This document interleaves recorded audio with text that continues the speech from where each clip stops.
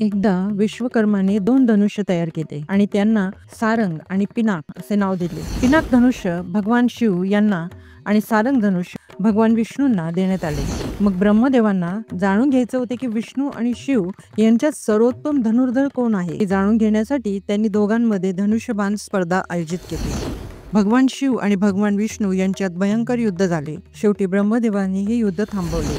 त्या युद्धानंतर भगवान शिव यांनी आपले धनुष्य जनकाचे पूर्वक असलेल्या राजाला दिले. हे पाहून भगवान विष्णूने आपले धनुष्य महर्षी रोचक यांना दिले आणि त्यांना ते त्यांचे नाथ परशुरामाच्या रूपात परत मिळाले.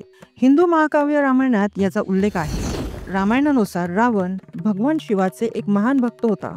त्याने एकदा कैलास पर्वत वर उचलला होता, परंतु सीता स्वयंवरात रावण धनुष्य उचलू शकला नाही. कारण ते उचलण्यासाठी तो उचलणारा व्यक्ती प्रेमळ आणि आदरयुक्त असणे आवश्यक होते, जे रावणात नव्हते. रावणाला त्याच्या दैवी शक्तीचा खूप अभिमान होता, म्हणूनच रावण धनुष्य उचलू शकला नाही. यानंतर भगवान श्रीराम आले आणि धनुष्याला वंदन केल्यानंतर त्यांनी ते उचलले आणि तोडले.